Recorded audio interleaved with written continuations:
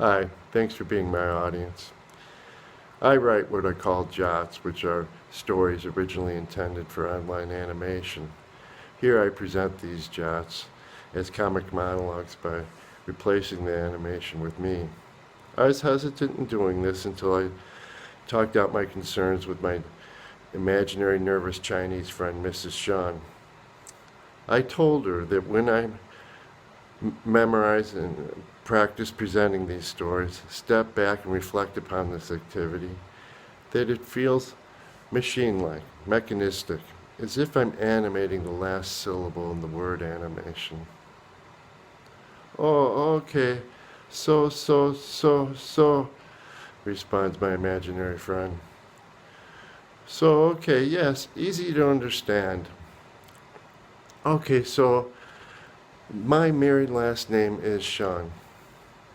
Intuitively, I sense that Mrs. Sean's ability to adapt must be infinite. Her being nervous makes her more like me, and I'm more comfortable with imaginary friend than an anxious angel or an anxious person. I included that she's the perfect creative collaborator for me. And I still think this, even though recently I discovered that once Mrs. Sean feels comfortable, she talks endlessly. She shares intimate details about her marriage, talks endlessly about, forgets that you don't know Mandarin, talks endlessly about her kids and her friend who collects tomahawks. Moreover, I didn't feel I received Mrs. Sean's complete input regarding this job presentation change, and I felt I still needed it. I felt so strongly about this that I abruptly interrupted her. I said, but,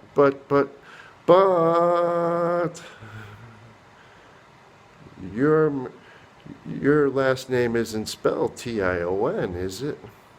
No, she said, surprising herself, momentarily catching herself thinking while in non-talking mode.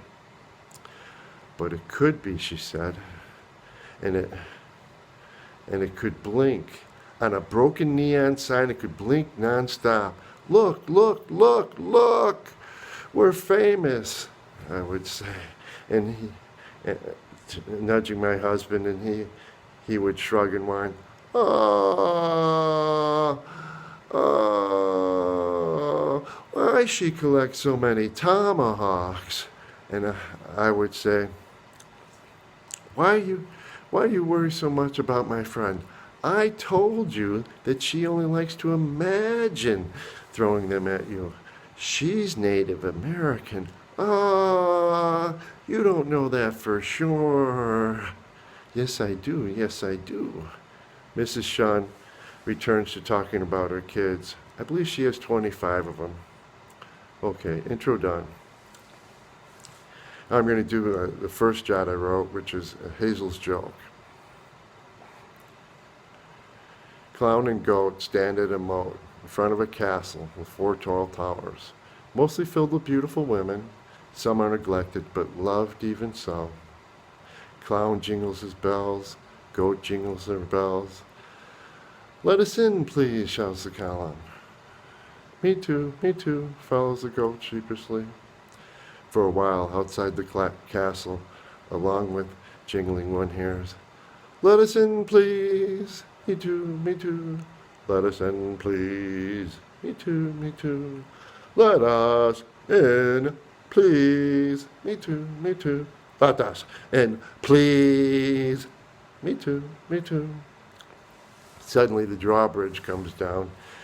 A leprechaun welcomes them. Hello, Voltaire. Hello, Hazel. Come in, but be quiet, please. Hello, Ludicrous, responds Voltaire the clown. I take it Benny is still sick. Luckily I have Hazel here.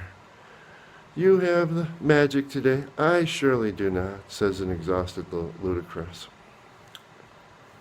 Voltaire takes Hazel to the 3rd tower to meet a dwarf named Benny, and then leaves to discuss the business of clowning and magic with Ludicrous.